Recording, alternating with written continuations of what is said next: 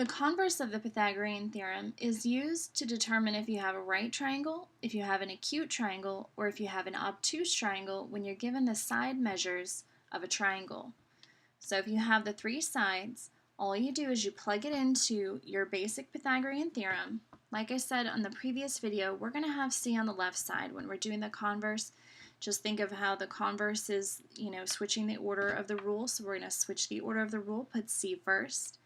If c squared is equal to a squared plus b squared, then you have a right triangle. That is the converse of the Pythagorean theorem.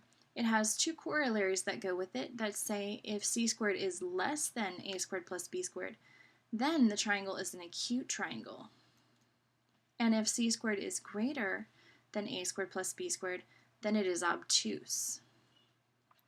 So less than acute, greater obtuse. Of course, you have to have c squared on the left, otherwise you're going to get these entirely backwards, and then the only ones that you would get right are when they're a right triangle. So be very, very sure that you have c squared on the left.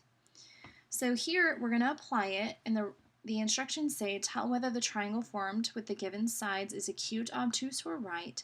If a triangle can't be formed, write no triangle. The triangle being formed, that is the first thing that you need to check. So you have to check this first, and then you tell whether it's acute, obtuse, or right, which uses a different rule. To tell whether it makes a triangle or not, the only thing you have to do for that is just to add the two short sides and make sure they're longer than the third side. So for checking if this makes a triangle, 5 plus 12 is greater than 13. That is true, so it makes a triangle. But now the question is, what kind of triangle does it make? So now we're going to plug it into the converse of Pythagorean theorem, put the 13 first, so 13 squared. How does that compare with 5 squared plus 12 squared? So it's always the biggest one on the left there. So 13 squared is 169. And then when you add together 5 squared and 12 squared, you get 169. So since these are equal, it is a right triangle. The biggest thing people forget to do is they forget to check whether it's a triangle. The second most common mistake is people not squaring it and just plugging it in like a C and then an A plus B. They get it confused with checking if it's a triangle. On question number 2, we've got the square root of 8. For me to check if it's a triangle, I first approximated the square root of 8.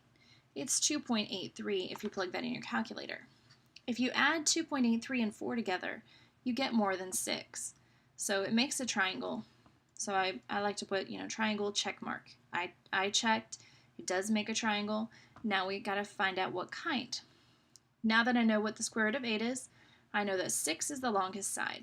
So I put 6 squared on the left. I put the square root of 8 squared plus 4 squared on the right. When you square a square root like this, it just gets out of the root. So that's just 8. Square root of 4 is 16. And then 6 squared is 36. So this one ends up being 36 on the left and 24 on the right. Since 36 is more than 24, this is an obtuse triangle. Number 3, 20 plus 21 would give me 41. That is greater than 28. So yes, it makes a triangle. So now 28 is the C because it's the longest. So 28 squared, 20 squared, 21 squared there, plugging it into the converse of the Pythagorean theorem. On the left side, we get 784. On the right side, when we square these and add them together, we get 841. 784 is less than 841.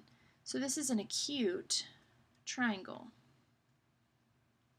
So those are kind of the 3 basics. We're not going to do all of these samples together. I'm trying to keep this video short, so I'm going to go to number 7. On number 7, I just wanted to show you how when you add up the 10 and the 12, you get 22, which is less than 30. So no triangle can be formed here. So it can't be acute, right, or obtuse because there can be no triangle whatsoever. It's a little bit like a trick question here, but it was in the instructions checking whether it makes a triangle. And if no triangle can be formed, write no triangle. So always watch for that. That can come up anytime.